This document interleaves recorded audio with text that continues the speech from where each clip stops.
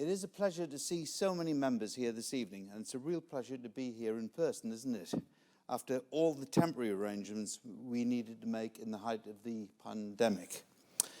And thank you for bearing with us during those difficult times and being so supportive. In fact, tonight, actually, we've got a bit of a pandemic-related development as well. Tonight, we're trying a live stream of this evening for those members who can't be with us.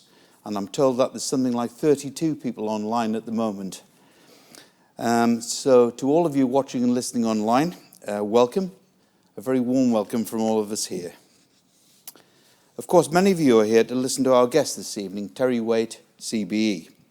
It's a great pleasure to welcome him. For decades, Terry has been an inspiration to those of us around the world facing adversity. And now, as we face global uncertainty and distressing scenes in Ukraine, his pragmatism and hope is needed more than ever. So we'll welcome Terry later on. I do hope, though, that with Terry coming afterwards, you'll still enjoy this more formal AGM. Before we start, just some points of administration. We're not expecting a fire alarm, so if it does sound, please make your way carefully and slowly to the nearest exit. There are members of the team around to show you the way and to provide assistance should you need it. And could I also ask that all mobile phones are turned off, or at least turned to silent, please. I see a few people fumbling there.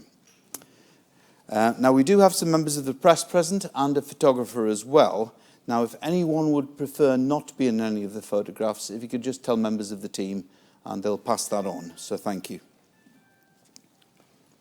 There's the first one, and it'll be a small fine. Some introductions now. Alongside me this evening are the Board of Directors and our Company Secretary and Chief of Staff, Rebecca Newman. And of course, Richard Norrington, our Chief Executive, who you'll hear from in a moment. We're also joined this evening by Dan Taylor from BDO LLP, our external auditors. So what is on the agenda this evening? Well, the formal part of the evening is the annual general meeting itself, the occasion each year when we meet with you, our members, present to you the report and accounts and ask your approval for these and for the appointment and reappointment of directors and our auditors. And we also ask for your approval for the remuneration report. I'll deal with the AGM formalities and then I'll just spend a few minutes highlighting key aspects of the Society's performance last year. I'll then ask you to vote on the various resolutions if you have not already voted. And on this last point, if you haven't already voted, then you should have received a voting form as you came in this evening. If you don't have one and you're eligible to vote, could I ask you please to raise your hand and one of the members of the team will bring you a voting slip now. Is there anybody who needs one of those? Looks to be okay. That's good. So what will happen after that, we'll collect in your voting papers, and while the votes are counted, I'll take the opportunity to announce the winner of the David Coe Customer Service Award for the year. I'll then hand over to Richard Norrington, who will share with you his reflections on the Society from last year. After this, we'll also consider questions from members, including any that have been raised this evening, including those that will be submitted live online by those members watching and listening on the live stream. And then finally, I'll ask Rebecca to announce the results of the voting on the resolutions before bringing the AGM to a close. Okay, can I start now with the AGM formalities? We've received apologies from 19 members, Rebecca? 19 members. And there's been quite a few today, actually, so I think people have done lateral flow tests, and that's increased the numbers over and above the normal ones. I don't propose to read out the names, but the list can be inspected after the meeting. The minutes of the annual general meeting held on the 30th of March 2021 have been read and signed by me as chairman of that meeting. It is normal for these to be taken as read, but if anyone would like them read out, please indicate now. Okay, thank you. So, to begin, let me reflect on the performance of the Society for the year ended 30th of November 2021. The year was really dominated by two themes. COVID and change. COVID has given us so many challenges. The way we work, the way in which you, our members, want to work with us, and the way in which the financial markets in which we operate and compete have changed as well. The pandemic has meant we've seen supply chain challenges, rising fuel and energy costs, and shortages in the labour market. This has been significantly exacerbated, of course, by the crisis in Ukraine, with even more volatility following in the market. This has continued to have an impact on people's health, their personal lives and livelihoods. But everywhere, our Suffolk Building Society team have continued to support our members, either by working from home, socially distanced in head office, or who have kept our branches open for us. And keeping a branch network open has been a challenge, but I'm proud to say the staff in the branches have continued to go over and above and beyond in this respect to ensure that our doors were open for members. Despite COVID, we've maintained our local presence and our service levels, with our branches absolutely front and centre, I believe, in our local communities, and with our back office teams also finding ingenious ways to keep the financial and operational wheels of the society turning. And that includes writing record levels of mortgage business, especially with our intermediary partners, and also writing an increased levels of savings business as well for our members in our local communities. In this respect, I can report that retail saving balances have increased by £23.5 million since last year, and the Society opened 2,772 new accounts during the year as well, and that included 935 new savings members. Our savings balances are now £648 million. Turning to the theme of change, a lot has happened around us and a lot has been driven by us as well. Firstly, our rebranding, which you can see represented all around the room tonight. Going back to our roots as the Suffolk Building Society. As I said last year when this was online, it's a new name that's inclusive, connecting to a broader community, and an old name that marks our historic commitment to the county that we serve. And what I think it does is it reminds us of our mutuality, the mutuality that brought our founding members together, and it is that thinking, that ethos, if you like, that is at the centre of our decision-making and structures as we compete and we challenge in this very strange developing world of the fintechs that we're in. I believe it's where there is still firmly a place for the Suffolk and what we can bring to our communities.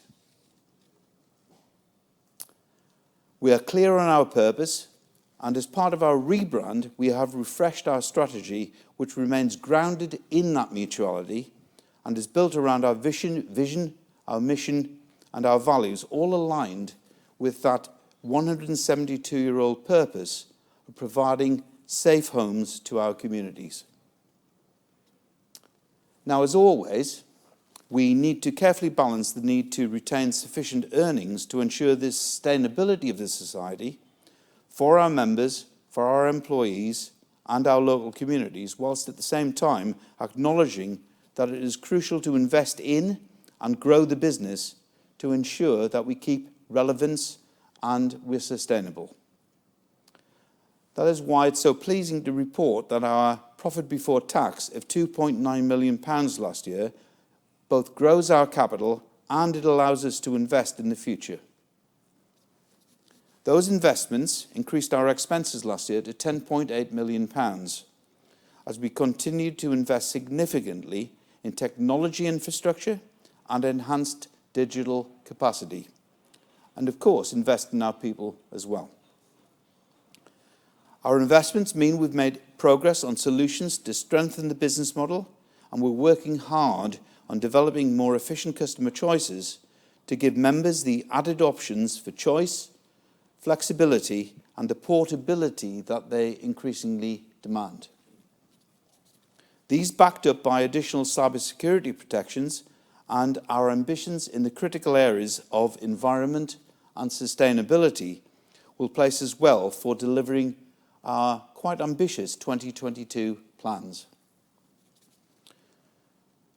The overall results have been achieved through an improved net interest margin of 1.9% and another year of strong growth in the Society's mortgage book. Mortgage balances have in fact increased by £47 million to £615 million in the year. Now, this has been due in part to the buoyant housing market, but it's also been down to our strategy of manual underwriting and greater emphasis targeting our niche markets. All of that, of course, has been supported by investment in our business development team as well. One final enhancement of the year was the introduction of a thing called Smart Money People. It's an online financial services review platform that gives both members and intermediaries the opportunity to give us really quick feedback on how we're doing. And that's all part of our drive to raise the bar everywhere in the service areas of our business. And finally, I can report that your society remains strong.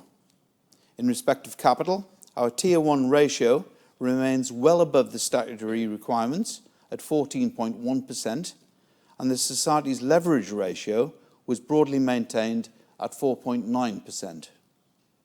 In terms of liquidity, the LCR, known as the liquidity coverage ratio, now stands at 188% and is also considerably above the regulatory minimum requirements. Reflecting on the year, the Society's governance and oversight has been even more important than ever last year. The pandemic has challenged so many areas of our operations, but linked with our management systems and controls and supported and managed through our use of enterprise risk management, we've managed through the year, and it's been all about ensuring that the Society takes risks within appetite and that these risks are understood and are effectively managed. That underlies these results. And a strong and effective board is instrumental in this respect, and I would therefore like to thank all of my colleagues on the board for their hard work and unstinting support. It has been a hugely successful year of transformation while achieving an excellent rate of growth. So thank you to them. Ladies and gentlemen, the newly renamed Suffolk Building Society has benefited from our members choosing it as a safe home for their savings at a time of great uncertainty, sacrifice and change. An exceptional commitment to members has been demonstrated by colleagues across the Society, and we are proud, and they should be proud, of what they've delivered. We are well placed, I think, to continue to grow our Society together in 2022. I'd like to say thank you to all of our team members who are making this possible. Your commitment to service and innovation continues to be outstanding. I think our mission will always be to provide safe homes for savers, a safe home for savers, and safe homes for our communities. That's why, going back to the rebranding, that's why we still say we are where we're from. We are Suffolk through and through. I think that's enough for me for the moment, ladies and gentlemen. I do commend the annual report and accounts to you. And I'd like to move on to the resolutions now. Resolution, the first one, is to receive the report of the directors, the annual accounts, and the auditor's report. I therefore propose that the directors' report, annual accounts, and the auditor's report are received. Item 2 is to approve the directors' remuneration report.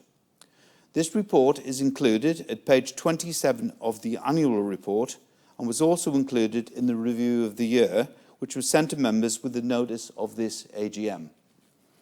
The report sets out our approach to remuneration of our executive and non-executive directors. There have been no substantive changes to our approach this year. Non-executive directors receive a basic fee with a supplementary payment for holding key statutory positions, especially as chairman of one of the key committees. Executive directors receive a basic salary which is reviewed on an annual basis and can also benefit from a performance-related pay scheme if set targets are achieved. While we are not required to seek your approval for this report, we do think that it is in the interests of good governance and transparency that members do have a say. I therefore propose that the Director's Remuneration Report is approved. And please could I have a seconder? Thank you very much. Item 3 is to reappoint BDO LLP as auditor. An annual requirement for this meeting is for you to consider, and if thought fit, to pass an ordinary resolution to reappoint our auditors. I propose, therefore, that the Society reappoints BDO LLP as auditor. And again, please could I have a seconder? Thank you very much. Item 4 is to re-elect the Society's directors. I propose that Fiona Ryder, Ian Brighton and Alan Harris are re-elected as directors. Again, could I have a seconder, please? Thank you very much. Ladies and gentlemen, if you have not already voted, please could I ask you to cast your votes now on the papers provided and pass those to a member of the team. Those of you voting in the room, could you do that now, please? So it's hard to believe that there has been 3 years since I last stood on this stage at our annual general meeting. 2020 and 2021 saw us conduct the business of the AGM virtually as we, like the rest of the world, adapted to COVID. And my goodness, does it feel good to be back?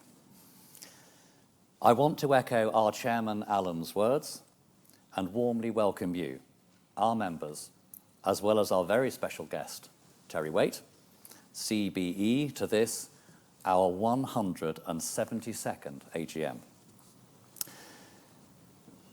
Enormous challenges have tested our resolve since we last met in March 2019.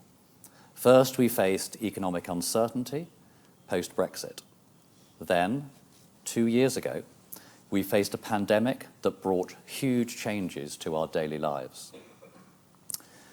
From our health and well-being to our work and our family life. And now we see a human tragedy unfolding in Ukraine. I am deeply proud of how our community of staff and members have overcome these challenges to keep calm and carry on.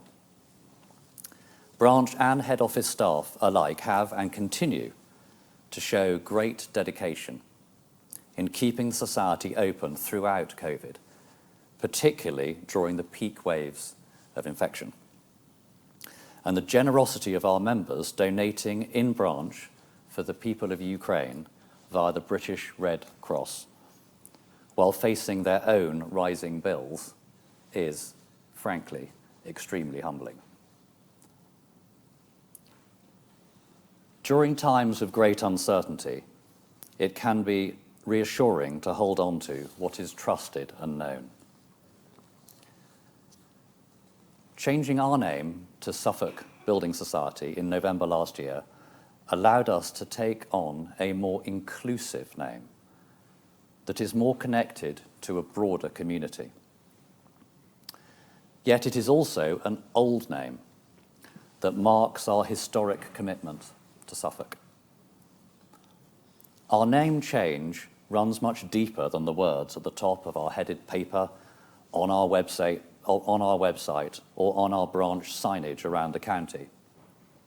As a society, we have re-examined our mission, our vision, and our values to ensure that the needs of our members respect our founding principles. When the Society was established back in 1849, the intention was to support everyday people, to save and have a home, and that is still true today. The Society's 3 brand values are membership, accessibility, and community. And as a member-owned society, our annual general meeting is more than merely a formality.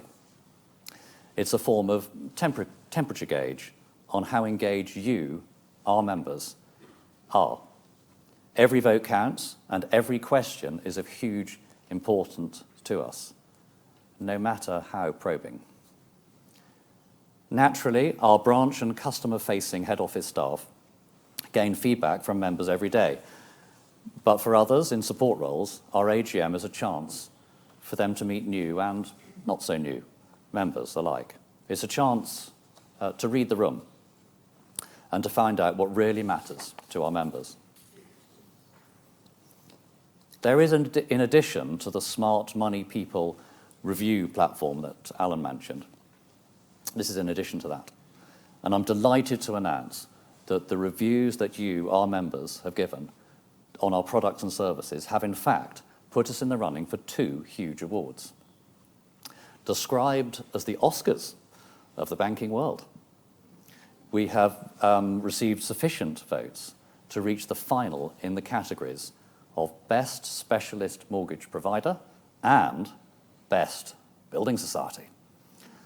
And I'm reliably informed by our membership team that voting closes on the 4th of April, and if you would like to vote for us, there are flyers on your chairs signposting you to the web page. And for those joining us this evening from home, our website has all the details. Put it this way, we won't be discouraging voting. One of the ways in which we've engaged successfully with members in the past has been through our hugely popular member events. From a sunset cruise down the River Orwell to a fascinating talk at Sutton Hoo. Members and staff alike thoroughly enjoy these opportunities to see the best of Suffolk. Obviously, COVID has curtailed all of this, and I'm thrilled to announce that we have our first member event taking place next month. That's beyond, of course, this evening's opportunity to hear from Terry Waite. And as part of our climate change ambitions, we have partnered with Suffolk Wildlife Trust. While we as a society are all about safe homes for our communities, Suffolk Wildlife Trust wants to provide a safe habitat for nature. And the 2 organisations have arranged a truly exclusive member event, a visit to a private nature reserve near Bury St Edmunds that isn't ordinarily open to the public. And if visiting Old Broome Nature Reserve appeals to you, you have until the end of March to register for one of the 18 places available. And if you're watching online, all the details are on our website.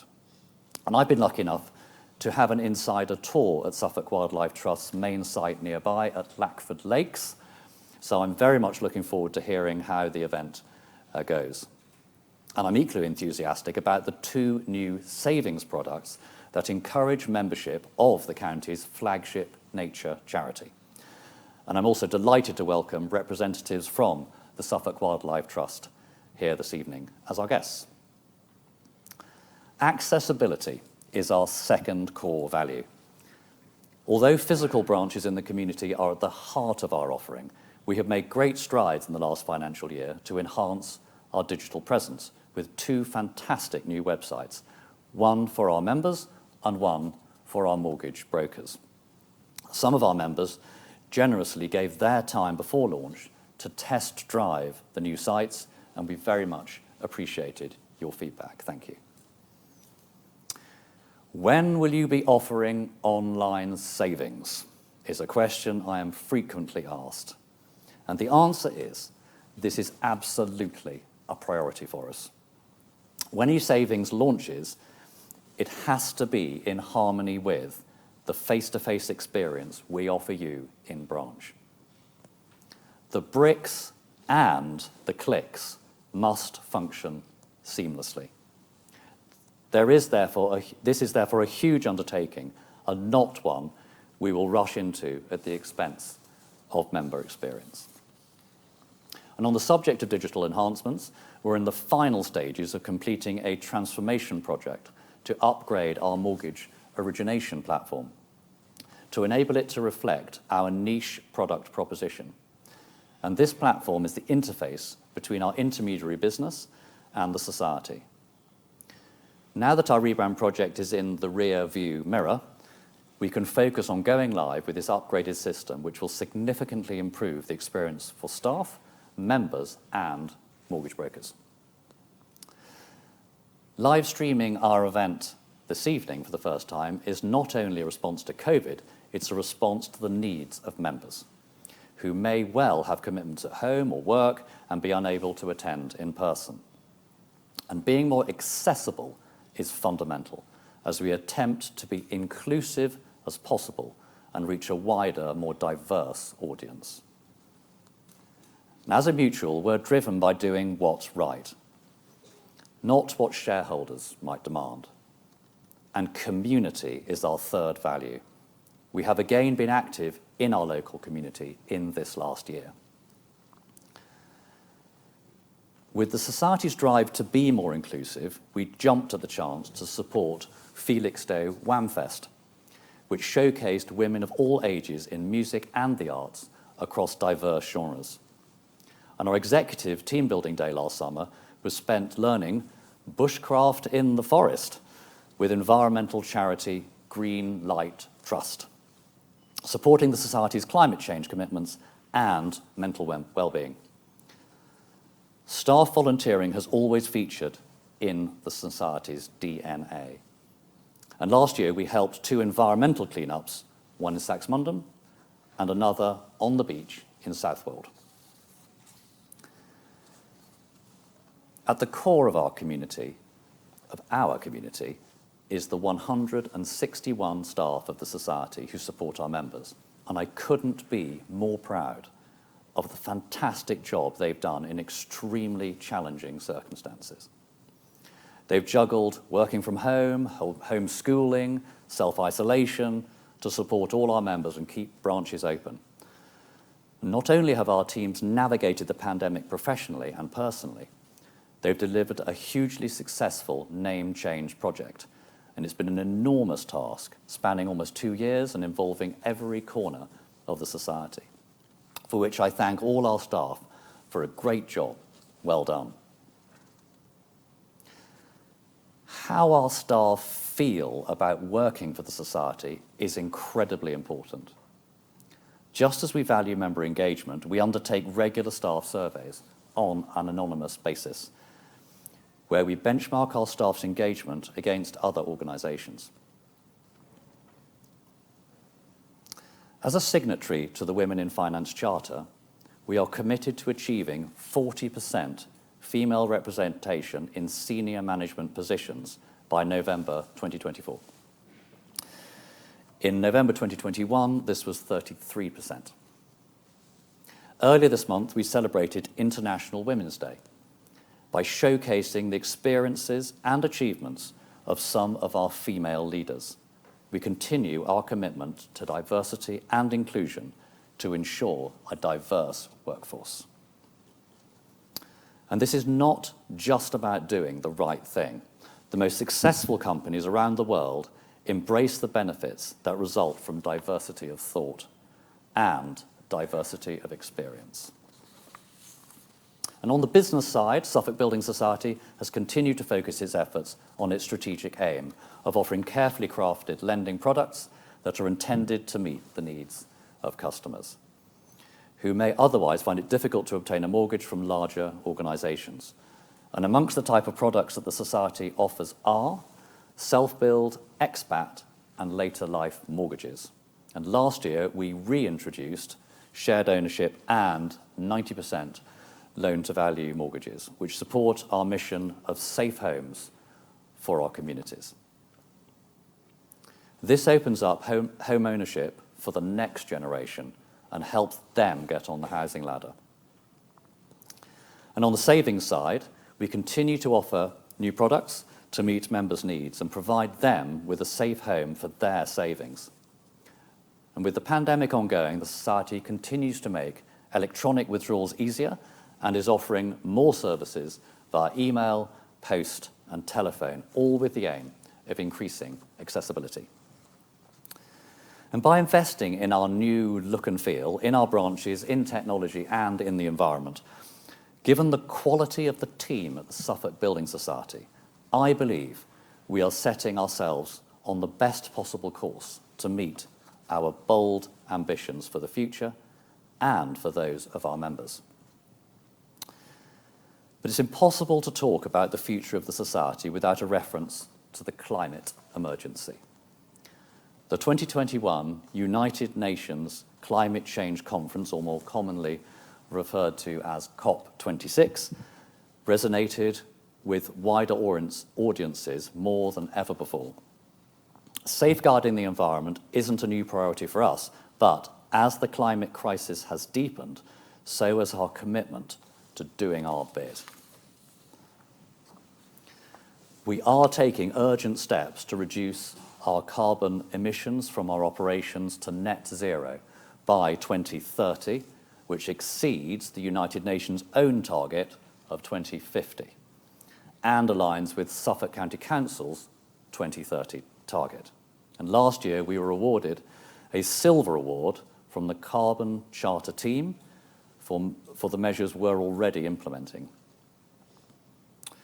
We've also invested in training several cohorts of staff to understand the impacts of climate change and to make pledges for further changes within the Society. A huge thank you to those members who have opted to take their voting packs by email. Every single piece of member communication we can email rather than post has an impact on the environment. I, along with the Society's board, believe we are in a good position to continue to operate sustainably and would like to thank you, our members, for supporting us with this aim. As well as the importance of our environmental sustainability, we also place great emphasis on the long-term sustainability of the Society. And this year, we are embarking on a membership proposition research project to determine which environmental and societal causes most resonate with our members. By doing this, we can address the issues that concern our local communities and are relevant to the younger generation. Widening our appeal will ensure the Society continues to remain relevant for the next 172 years. Before I hand back to Alan, I would like to make one small request, if that's okay, and this is to allow our photographer, Terry, to come up to the stage and take a photo of you all to commemorate our 172nd AGM. And here's Terry. Oh, stay there. I've got to stay there. Oh, gracious. Thank you very much, everybody. Thank you.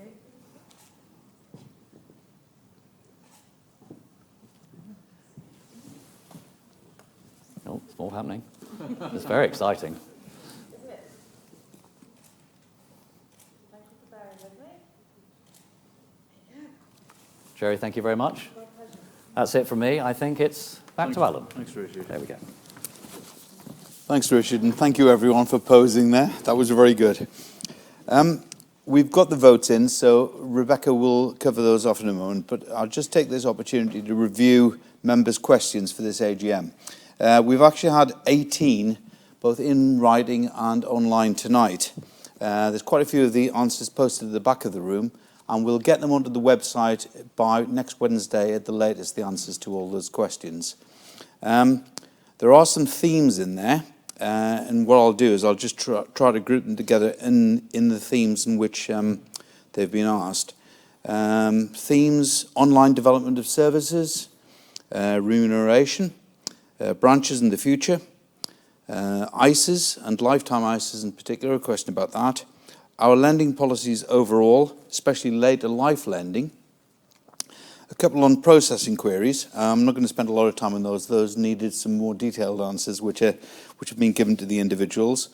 The return of community events like tonight, and finally some questions on governance and around about our mutuality. On community events, there's not really much to say. Richard said quite a lot there just now. I just really want to amplify that. Tonight is all about getting back to normal, isn't it? And we want to do that more and more with our community activities in the coming year.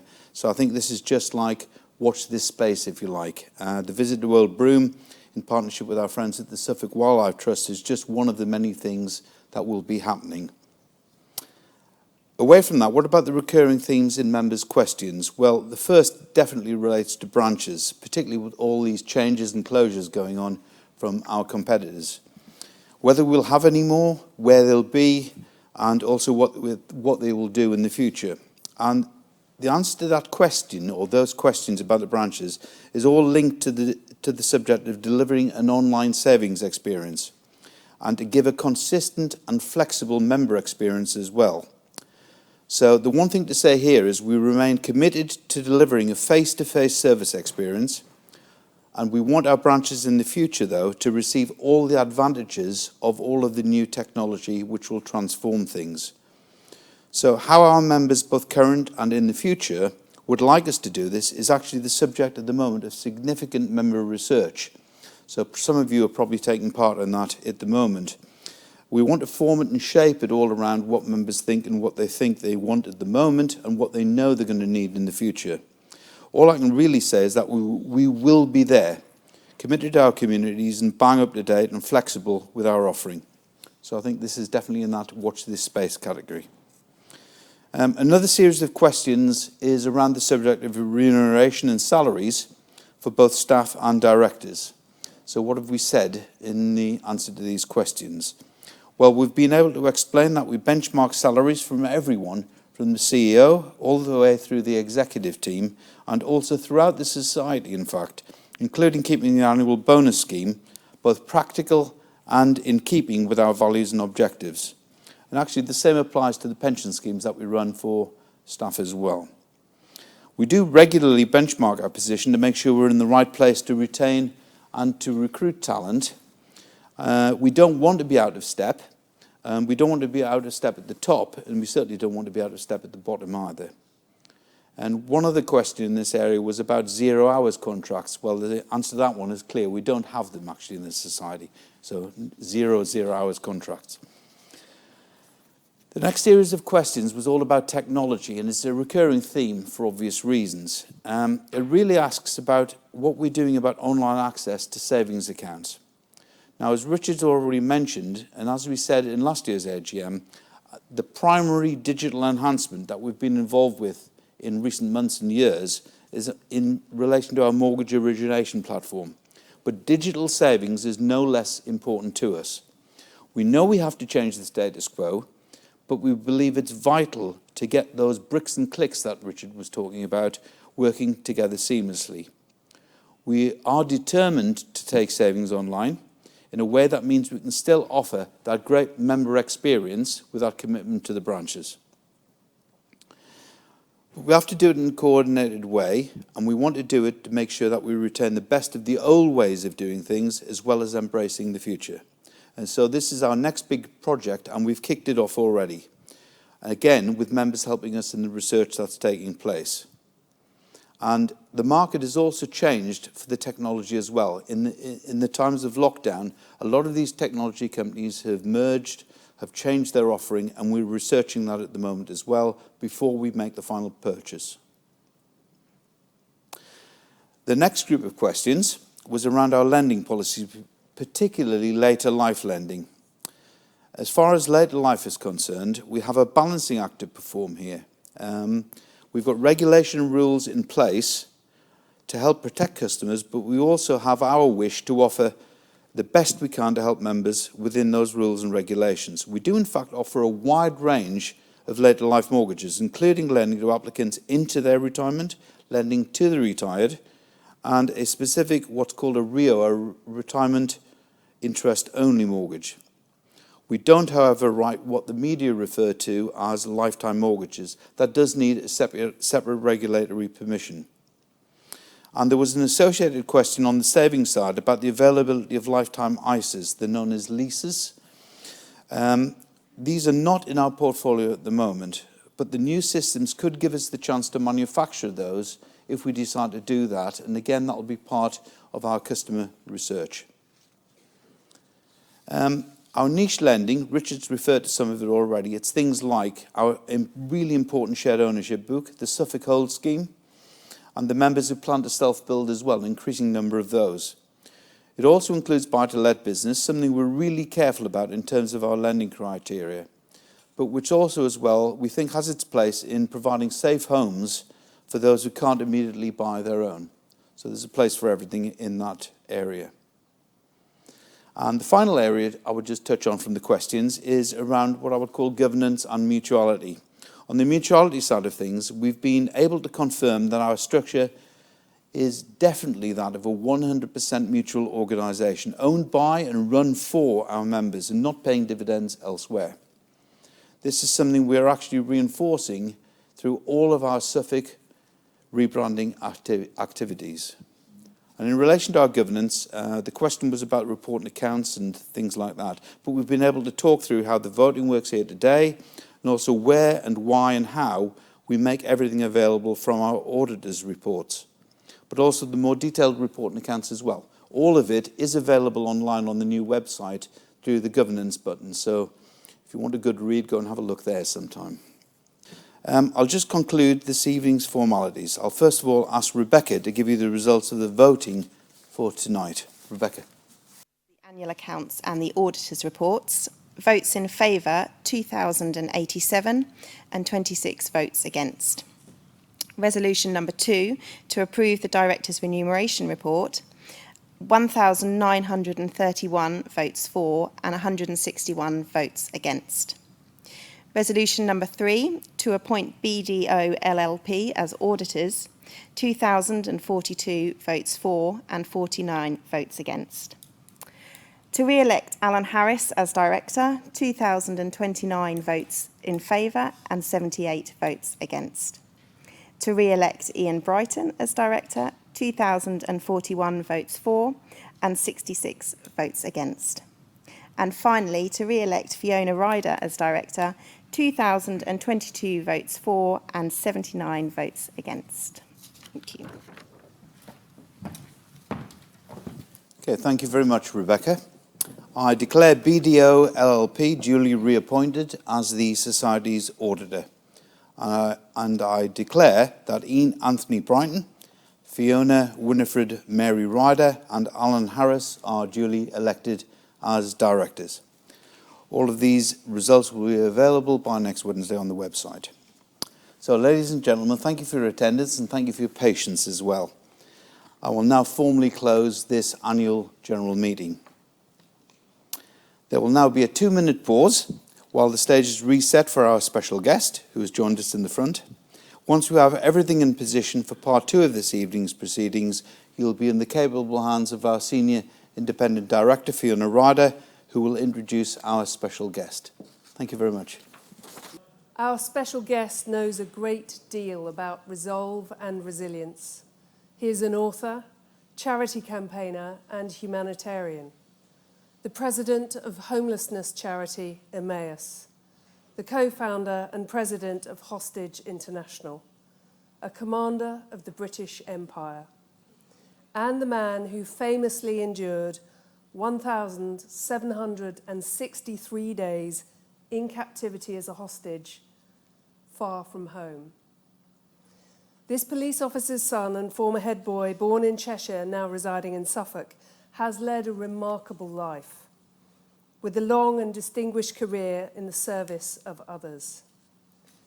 In 1987, while attempting to secure the freedom of hostages in Lebanon, he himself was taken captive. He would spend the next 4 years of his life in solitary confinement.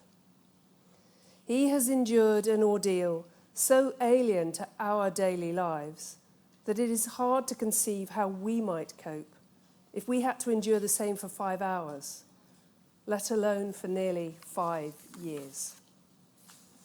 We are living in a time of great uncertainty, both geopolitically, as the appalling situation in Ukraine unfolds, and domestically, as the cost of living continues to rise in the wake of COVID. This will result in considerable stress for many families who may for the first time be living with the anxiety of that uncertainty. With such insecurity in mind, and with many in our society now facing this unknown future, it is reassuring to meet and hear from our special guest this evening, someone with great strength of character, who has coped with tremendous adversity and survived, and more than that, thrived, and who, in turn, has helped others to thrive too. In the words of Warren Buffett, the trick is to learn from others' experience. This evening, our speaker will ultimately tell a tale of strength and hope in adversity, and of the creativity that can ultimately emerge from it. Without any further delay, it gives me enormous pleasure to give the stage to someone who knows more than most the value of a safe home. Ladies and gentlemen, please welcome Mr. Terry Waite.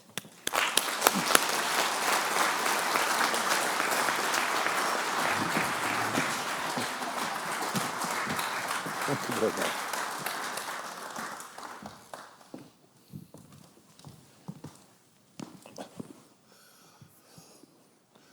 Well, thank you very much for your welcome and introduction.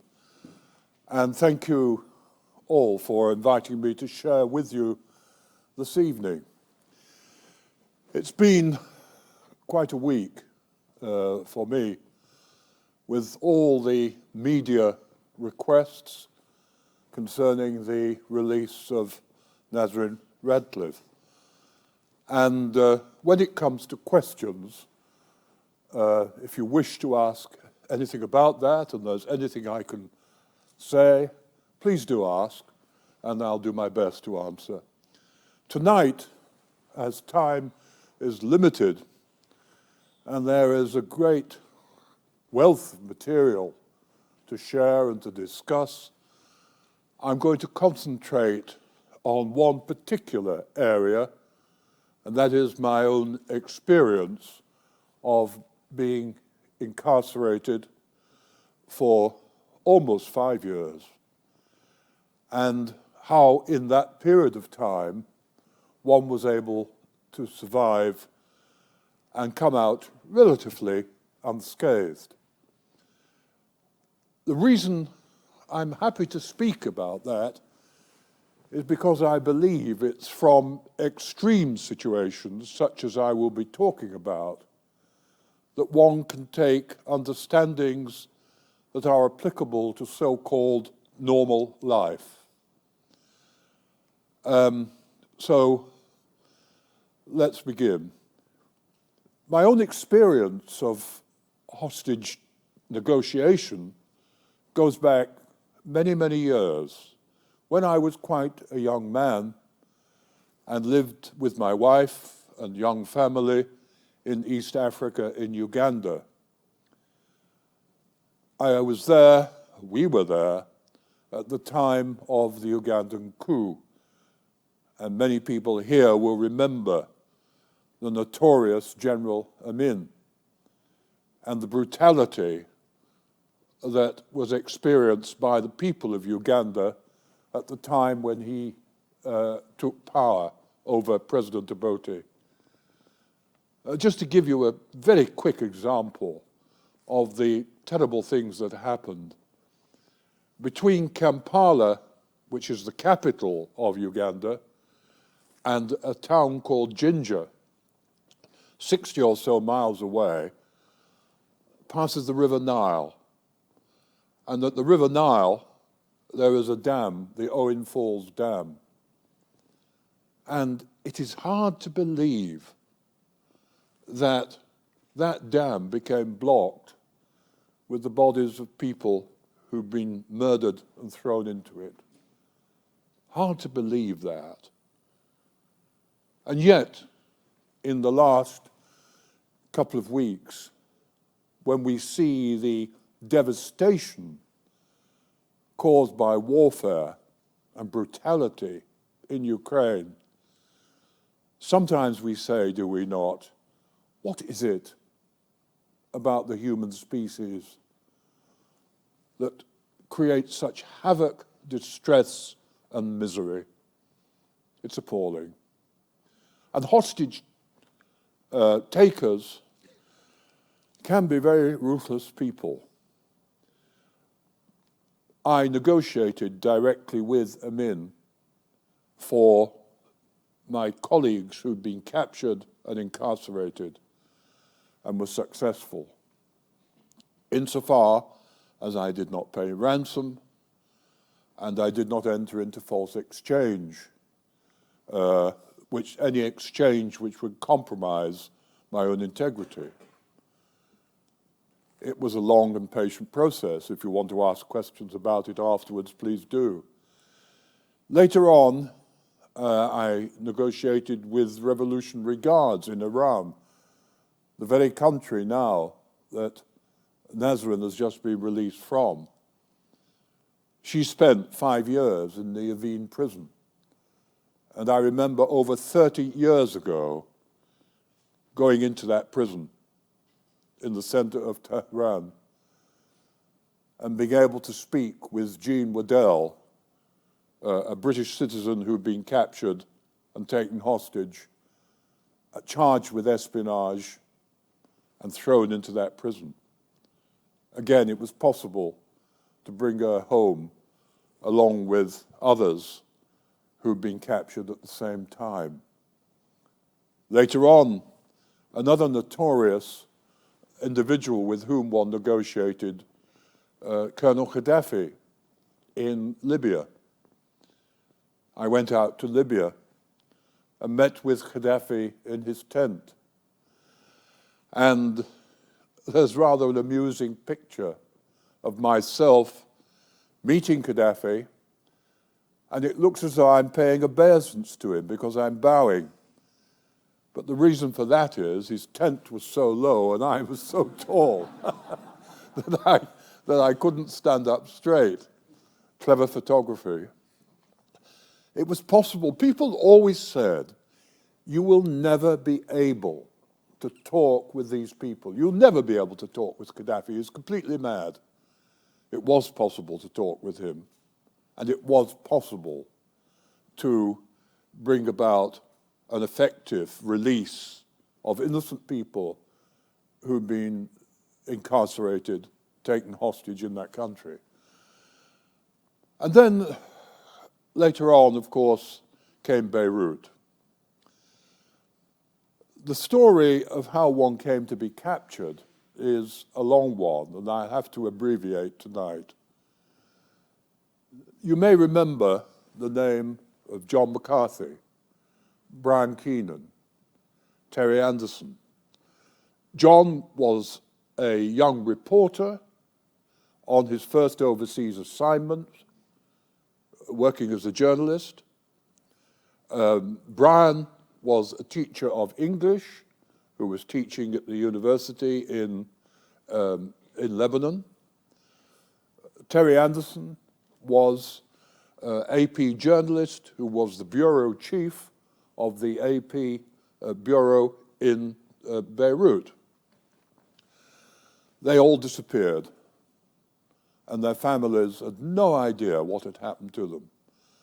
At the time, I was working as an advisor to the then Archbishop of Canterbury. Because of that, many people think quite wrongly that I am an ordained person. I'm not. I've never been ordained, never had any desire to be ordained. I've always worked as a lay person and often from a church base. But people came to Lambeth, the families of these people came to Lambeth and said, look, we're not getting any information from the Foreign Office, apart from cursory information.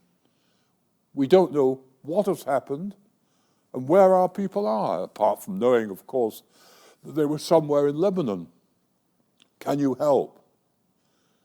Well, initially I didn't want to be involved because I knew that it would be a long and difficult process. Very long, very difficult. And my belief is this, that if you take up a case for a family who are understandably in great distress and grieving, you don't leave it when the going gets tough. You only leave that case if your presence there becomes dangerous for the hostages themselves. Then, of course, you should get out. But you have to be prepared to face the possibility of being captured or, in fact, even worse, of being killed. You have to face that. And you don't prey on that. You don't worry about that. You've made that decision. You're going to do something. You get on with it. And you hope against hope. But eventually, of course, I was captured. Now, the story of my captivity is long and politically involved, and there isn't time this evening to go into detail about it. Suffice to say, you can read about it if you so wish. It's all been recorded. I have recorded it. And it is really a case of falling foul of political duplicity and corruption. And I'm sorry to say that this form of duplicity is still rife today. No government, no matter who they are, can escape with totally clear and clean hands in any of these major events in history. I was able to make contact with the kidnappers of John and the others. Now, how do you do that? Someone comes into your office. They say, my son has been kidnapped, as John's parents did. We don't know who's done it. You phone up the Foreign Office. They don't know. You get in touch with America, the White House. They don't know. I actually went to the White House, and I sat down in the White House with the Vice President of the United States. No information whatsoever. You come back and you say, how can I establish contact with these people? I decided to take a high profile. I went on the media and made repeated requests to the Middle East, saying that I was willing to go out there and talk face to face with the hostage takers. One day, Myron Belkind, who was the bureau chief of Associated Press in London, came into my office. He said, I've got something for you. He handed me a slip of paper. On that paper was written the names of 4 Americans whom we believed had been taken hostage and had disappeared from view, one of whom was Terry Anderson. Beneath their signatures, or above their signatures, was a message which said, we're the people you want to see, come and see us. Incredible. The first thing you do, of course, check those signatures against the authentic signatures. They were right, they were the real signatures. Now, it was years later that I discovered how this message had got to me. My repeated requests over the media had been heard. The captors had decided that they would contact me. They went into the cell where these men were held. They got them to sign this message. They then took the message, they wrapped it round a stone. They got into a car and threw this stone with the message round it into the doorway of Associated Press. The staff on duty picked it up, recognized its importance, transmitted it to London, and the bureau chief in London brought it to me. An incredible story. And hostage-taking is full of incredible stories. I decided to get out there. I got out there not knowing whom I was going to meet. Now, the big difficulty of this situation was that I was totally alone. I'd always been alone in these hostage negotiations, something I would never recommend, really. We had to do it in that way in those days because we didn't have the resources. But to work with a team, someone who can debrief you, someone who can take the pressure, is certainly the ideal way of working. I was alone in a flat in Beirut, not knowing how I was going to make contact with kidnappers, until one evening the telephone rang. I'd been given, by the way, a shortwave radio, and I was told that they would contact me on the shortwave radio, but nothing happened. And then the phone rang. I answered it. It was a dark night. I remember it was raining. It was a miserable night. They said, "We're the people you want to see. Can you come and see us?" I said, quickly to myself, I thought, you can't just go and see somebody on the basis of one telephone call. People are being abducted left, right, and center. And you have to be able, in these situations, to think quickly and think on your feet. I said, before I come to see you, will you phone me back with the nickname of the girlfriend of a Terry Anderson, knowing full well that that obscure bit of information could only be found if someone had contact with Anderson or one of his captors. And within an hour, the phone rang again, and the name was Krista. That was it, the right name. One's in contact, first contact made.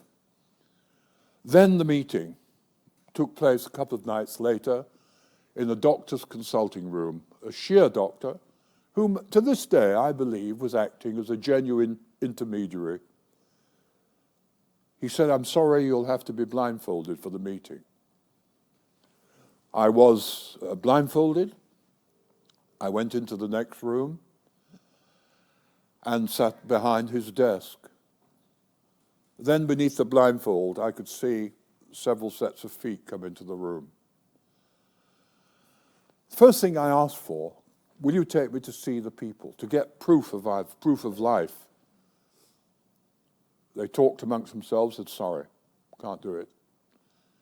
I said, "In which case, outside in the other room, I have a camera." It was a Polaroid camera in those days. "Will you take it and bring me back pictures of the people you're holding, each holding a copy of the newspaper which was on the doctor's desk, which I'd signed in the top right-hand corner." We wanted proof of life that these people were alive that night, not photographs taken some weeks back.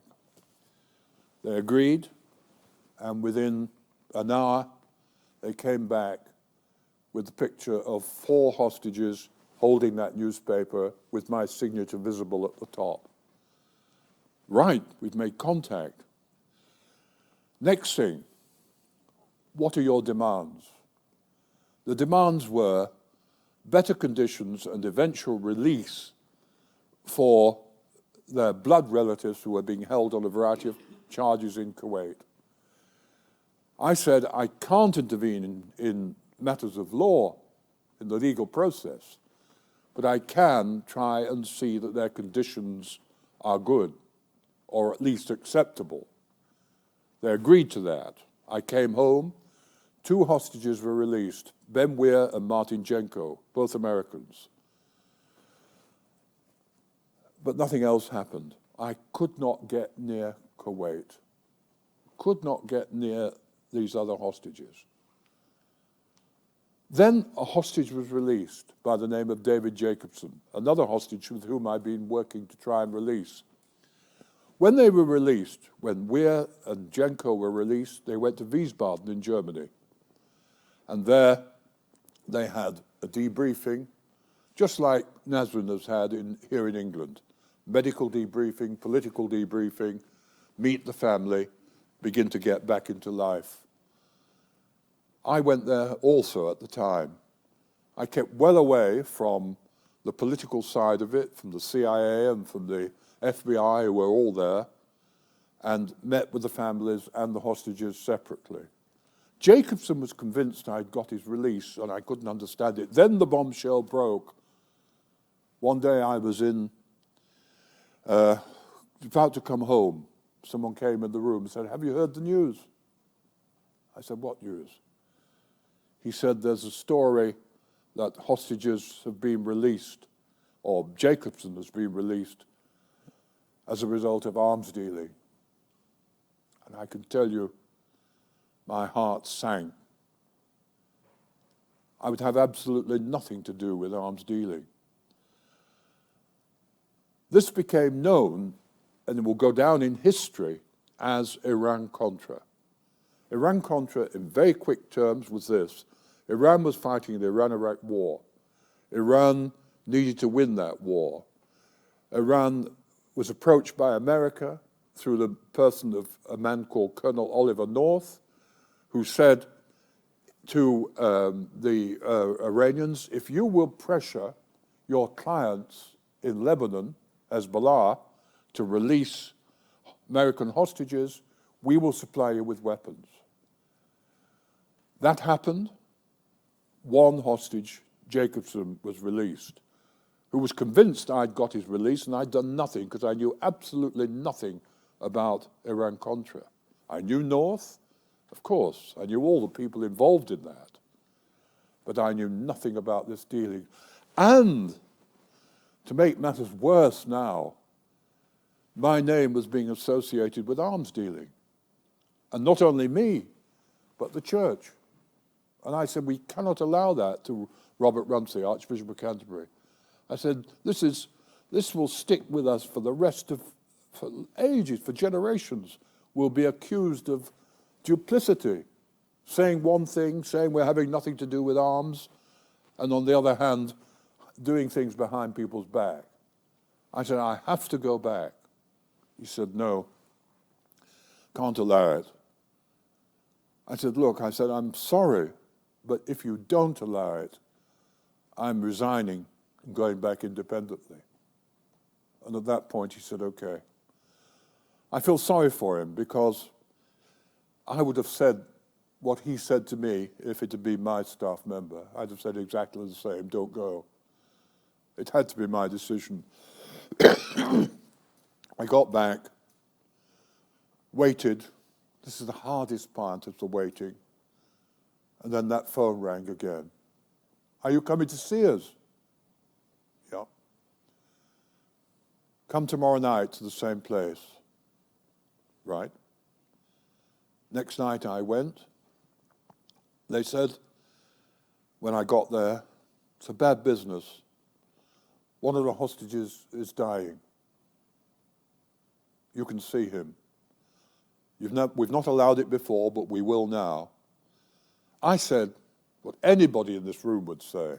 I said, "If I come with you, you'll keep me." "No, we won't." I said, "Give me 24 hours.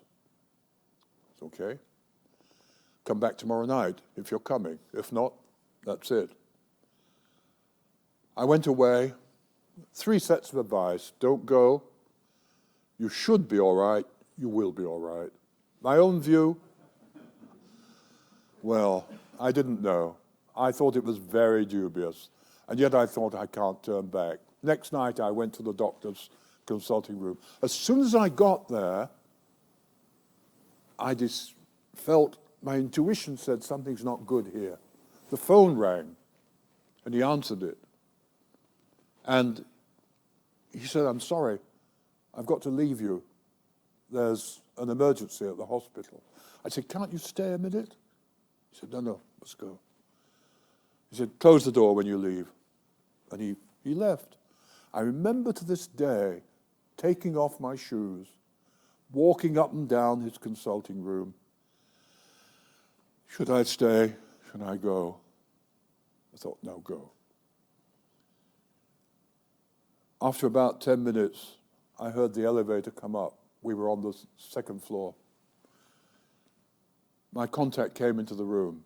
Usual procedure. Pat down,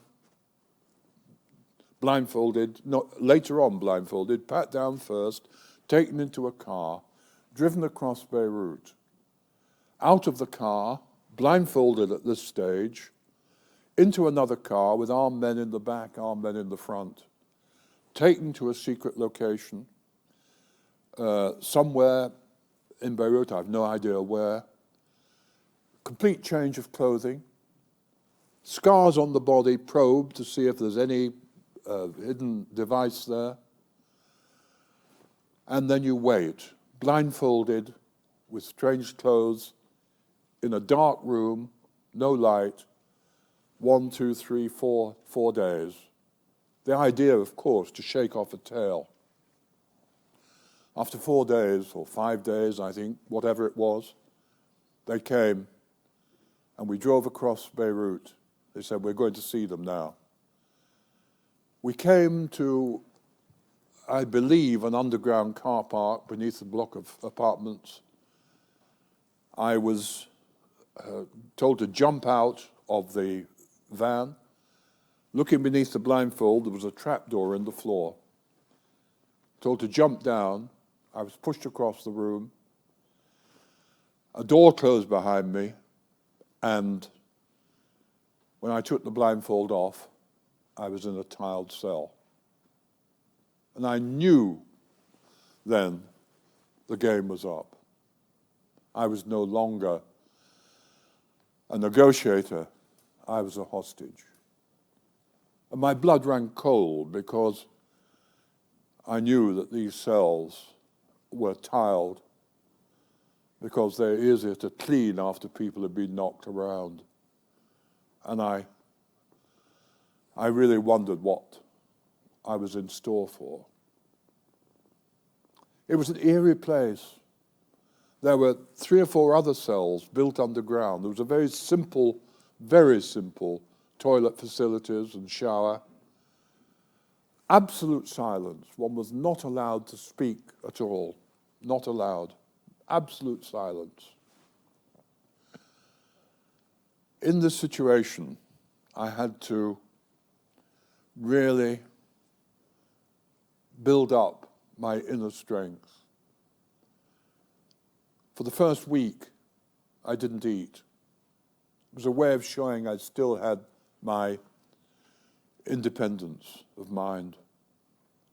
After the week, they said, if you don't eat, we shall make you eat. And then I ate. My anger had dissipated. I had to come to terms with it. It was a time when, for the first year, they interrogated me. And I've written in the book, Out of the Silence, I've written something about that. And I think the best way to describe it is to read you this short poem which I have written, which explains the experience. They came at night, footsteps in the corridor, a key turning as fear grips my stomach. I lie still on the floor, blindfolded, sheltering beneath my thin blanket, seeking protection, seeking what scrap of security I may find. Sit! The command echoes round the cell like a shot from a pistol. Chains tug at my limbs as I struggle to obey. My wrists and feet are seized as locks are removed. Stand! I stumble to my feet. What is happening? Why at this hour do they come? Can this be release? Do I stand on the brink of freedom? My arms are gripped as we move out of the cell into the unknown. There are many in the room. I hear laughter, words uttered in a half whisper, words I cannot understand. Sit! I crouch and sit. Sleep! I lie on my back. The room falls silent. What you say? Now I understand. Another interrogation, another bout of questioning, another seeking for answers I cannot give. What you say? The voice is louder, insistent. Nothing, I reply. Nothing. Something lands on my face, a pillow perhaps. I struggle to breathe as the pillow is held down. What you say? Someone holds my legs, but my fear increases. The room falls silent. Suddenly, a searing pain convulses my body. My feet are burning as blow after blow is struck with cable. What you say? What you say? I cry into the covering. Oh God, let this pain cease. What manner of person can so treat another human being to such indignity and pain? Stand! I cannot. Arms lift me to my feet and drag me back into chains, back into the night, back into a living death. 1,763 days. In that period of time, one had nothing, no books or papers for almost 4 years, in a dark room, blindfolded when anyone came in the room, sleeping on the floor, chained by the hands and feet to the wall. One survives in that situation by learning to live one day at a time, by keeping your mind active, by keeping hope alive. You have to find resources within. My time is up now for the first session. But when we come to the questions in a few moments, please do ask any questions you like about this experience, about survival. And about also, ask questions if you like about how one comes back from an experience like that back into so-called normal life. I'll stop at that stage. Thank you, Terry. Amazing, amazing. Thank you so much. Thank you. There we go. Wow, just incredible. I don't really have the words. Terry, amazing. So, ladies and gentlemen, we now have 25 minutes for Q&A with Terry for both our online members and those of you here in Trinity Park. If we've got any questions coming through online, my plan was to alternate between those of you here in the room and those questions coming in line online. We've never done it before, so it could go brilliantly or not. There are several people circulating with microphones as before, so if you have a question for Terry, please raise your hand and the microphone will come to you. So, fantastic. The first question, the gentleman over there, towards the back.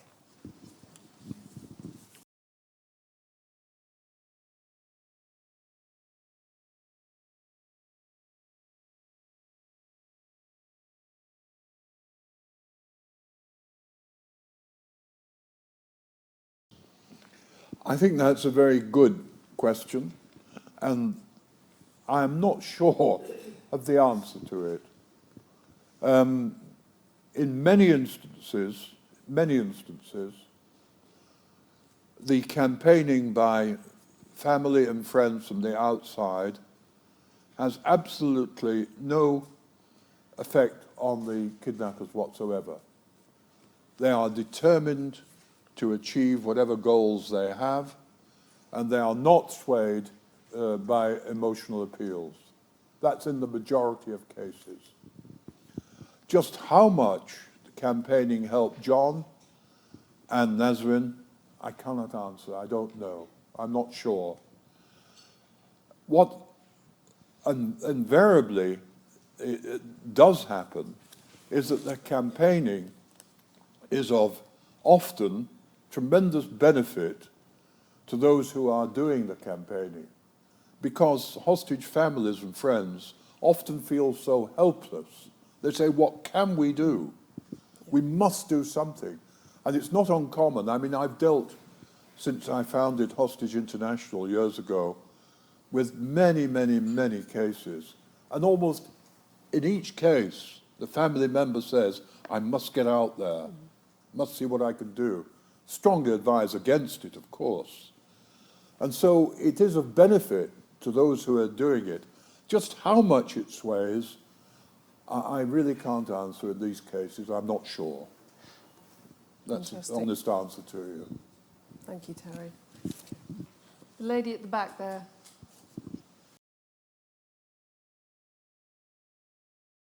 What kept hope alive is the Yes, question, really. it is. What kept hope alive in me, I had no news of the outside world at all, apart from later on in captivity. Each night I realized there were people in the next cell to me. And I used to tap out my name on the wall for 3 years each night. 1 for A, 2 for B, 3 for C. That's the only simple code I could use, because you can't distinguish between dot and dash when you're tapping on the wall. And it's when you tap out your name in that way, you regret your name's Terry Waite. It's off a long way. And I tapped out, and I did eventually, after 3 years, you can imagine my delight when the taps came back. Terry Anderson and John McCarthy in the next cell, the very people I was looking for. And they then brought me news of the outside world. And I owe a tremendous debt of gratitude to the World Service of the BBC, who periodically broadcast news with the hope that it might get to me. They didn't know it would get to me by being tapped through the wall, but it did get to me. And subsequently, interestingly enough, when certain hostages have been taken, I myself have sent messages across the World Service of the BBC, and the hostages have come out and said, "Oh, we heard you. We heard the message. Thank you for doing that." So things do get through. So that did enable me to have bring hope when I knew that something was happening in the outside world. But somehow you have to find hope within yourself. And I used to say, while I still have life, I still have hope. That's amazing. And live it now. Don't look too far to the future. Say you still have life now, you still can getting fed, you still have reasonable health, hold on to that. And at the same time, don't stagnate. Use your brain, use your imagination. I mean, this book, Out of the Silence, many of the things written in here had their genesis, their beginning in captivity. And my first book was written in my head without pencil and paper, because I never had pencil and paper in those years. It was written in my head in captivity. All to keep myself going, keep alive. It can be done.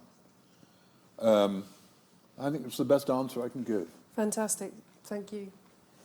Can I just ask, were you enormously angry and very frustrated? I mean, we've talked about hope, but I think it's more than that. It's about the suppression I of was anger as angry. well. So I was angry. how did you cope with that? Yeah, I was angry with my captors, initially, very angry. Yep. And I remember saying to them, does it not say in the Quran, you mustn't steal? Aha, no, there's it. We mustn't steal. I said, how is it you steal me from my family? You steal my life. They said, we'd better go and ask the chief about that. So they went away, and a couple of weeks later they came back. I said, tell me, what did the chief say? He said, the chief said, we mustn't talk with you anymore. And they didn't. They didn't talk with me for another 4 years. So, so I was completely cut off from any communication. I had no communication with them whatsoever in that time. What was your question? I've forgotten your question. My question was, how did you move past your anger and frustration? Oh, that's it. Yeah, anger. Well, I've always believed this, that anger does more harm to those who hold it than against those whom it's held. And somehow, we all have anger. It's a normal human emotion. If you didn't have anger, you'd have no passion. It's a question of how you use it. Can you use the power that's generated by anger in a creative way, or do you use it in a destructive way? And if you can take it and say, this is a power, I'm going to be angry, it's normal human behavior to be angry, but let's try and use that creatively. And that's how I came to terms with it. Also with suffering, just a word about suffering. I mean, crikey, we look at the world around us at the moment, And we see incredible, terrible suffering, awful suffering. And everybody in this room will have experienced it to a greater or lesser degree in one way or another. It's no respecter of persons. It lands on people willy-nilly, whether they look for it or not. We'll all experience it in one way or another. But I'm absolutely convinced that suffering need not destroy completely in the majority of cases, because within it very often lie the seeds of something creative and new. Now, I'll give you one concrete example in my own case. When I came out of captivity, I had to take time to come out, and I was given a lot of help, the sort of help that I've been recommending to hostages for many years now, and have recommended to Nazrin and others. And incidentally, I only had an email from them this morning in which they are taking the advice that was given. I'm going to meet with them shortly. But having said that, I came out of captivity, and I was given a fellowship. I was elected to a fellowship in Cambridge, where I wrote my book. And after that, I said, I'm not going to go back to a salaried employment. I've been in a salaried employment all my life. I said, I'm going to really do what I think I ought to do, and that is give up paid employment, earn my own living by writing and lecturing, and devote my time freely to work with the homeless. That's principally with Emmaus, which you've heard about, with Hostage International, which I founded, and with Y-Care for young people, working all over the world for disadvantaged young people.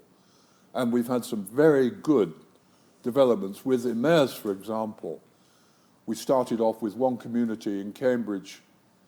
Today we have 40, and we're building up here in Ipswich, in Suffolk, and I hope you'll be able to share in that enterprise with us. It's a great venture because it enables people who would never, for one reason or another, be able to take a conventional way of life with a house, but who find employment and shelter and gainful employment through the auspices of Emmaus. Yeah. Fantastic. And it's a great organisation. So can these things can happen, please. Wonderful. I was just going to say, can I just add, you've got a leaflet, I believe, on your chair about Emmaus. There's a voucher offer, and Terry has kindly said that although it allegedly expires on the 19th, they'll extend it if you say that you were at Suffolk Building Society AGM. So I hope you'll all take advantage of that and support Emmaus. I think we've got time for a couple more questions. But can I just say about that, yes, one quickly? Yesterday I was there, we launched, they've got a cafe, a wonderful cafe at the former pub called the Royal Oak, and we launched the Big Breakfast, because they do a breakfast for £7, and we had to name it yesterday, so I believe they're calling it the Heavyweight Breakfast. And you can get the lightweight breakfast too for a little less money. Sausage, bacon, 2 eggs, tomatoes, fried bread. Oh, a lot. Fantastic. I think there'll be more. Do visit it. Do visit it. Yeah, sorry. We've had one question from online. Weirdly, not many people have written in online. So, and the question is, will your chat be up on the Suffolk Building Society website? I don't know if my colleagues Claire and Joe, and Wendy, it definitely will be. Brilliant, thank you. So I hope that's answered your question, Paul. I think we've got time for another couple from the room if there are any more questions. Yes, the lady here in green. Putin, to me, I came across him once in Russia. I remember I didn't meet him face to face, but I met him at a conference in Russia. He was a little man with a macho image swaggered into the room. Now, it would be presumptuous of me to make too many judgments, but I would say that man is a psychopath. I mean, for goodness sake, anybody who can do what he's doing. I've got direct contacts with someone in Russia who said to me, this is a Russian, he was dead against the war, but he said, I'm sorry, he said, to tell you that at this stage, the majority of Russians are with him because they believe the propaganda, and they're with him. Yeah. I think myself, negotiation with him, virtually impossible. I think the way which I can't see happening quickly is for those around him who've made tremendous gains, criminal gains, realize their assets are diminishing and will get rid of him. And that's not unknown in the Soviet Union, not unknown at all. But it does show, doesn't it, this example, it does show what can happen when you have a dictatorship who rules ruthlessly, who builds up this group around him who are dependent on him, and no one who tells him really the truth or accurately what is happening. Yeah. And he begins to believe his own delusions. And that's happening, and it's tragic, tragic, tragic. I do wish there was a way through that. Thank you. So, gentleman at the back there in the check shirt. I think it's checked.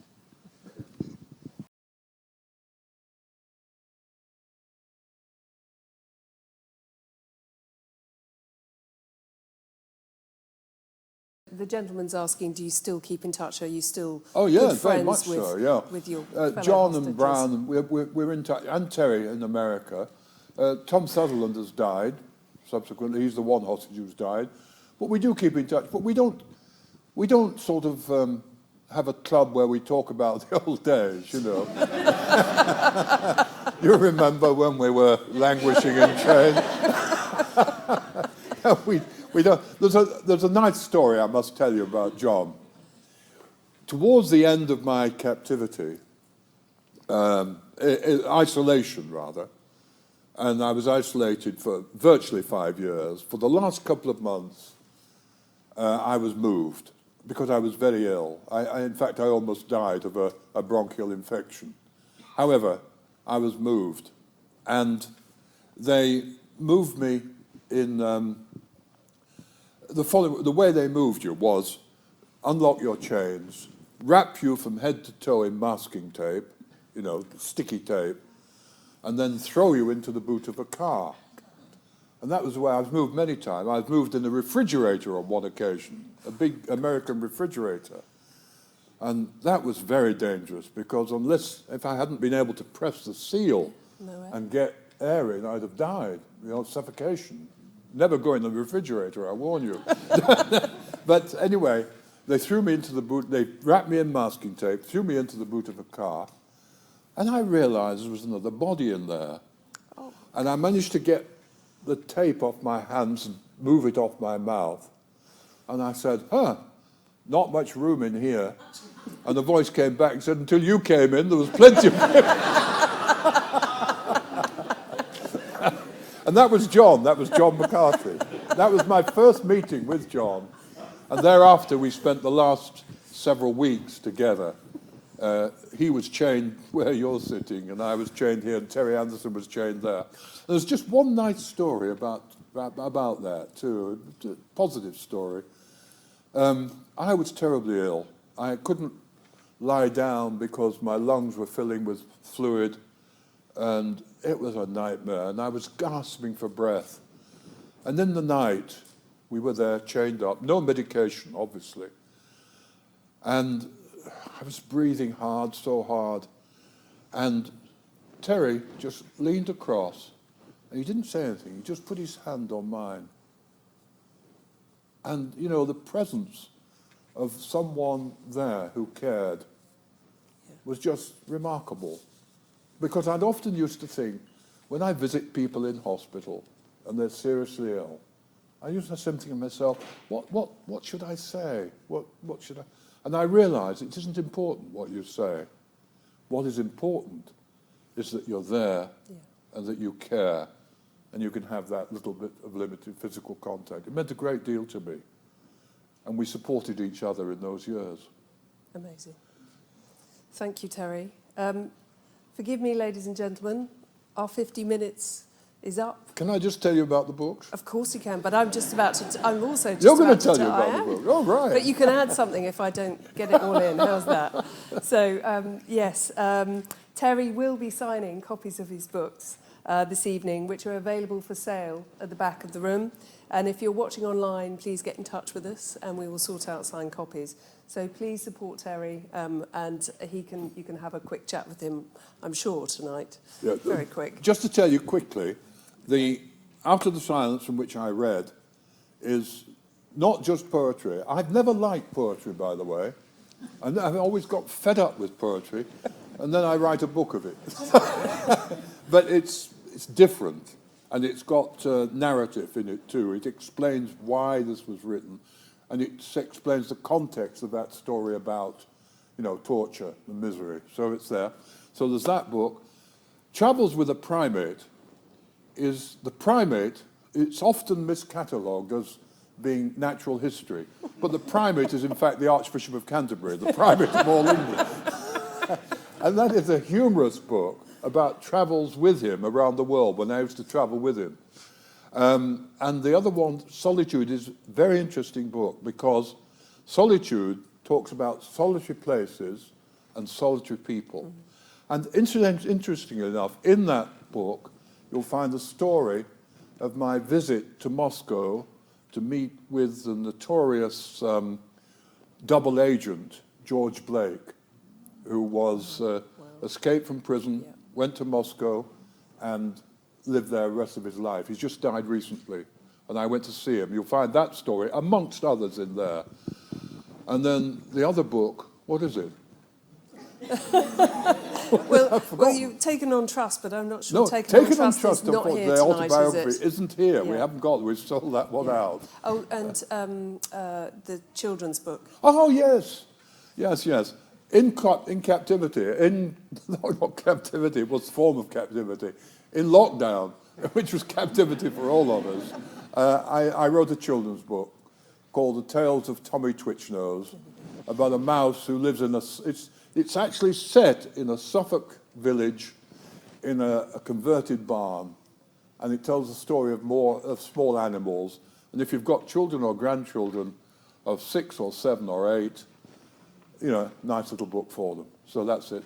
Thank you. Oh, pleasure. Okay. Thank you. So Thank you so much. that's fantastic. I'd like to extend my thanks to you, our audience here at Trinity Park, and to those of you who've watched online tonight, and for joining us for our 172nd Annual General Meeting.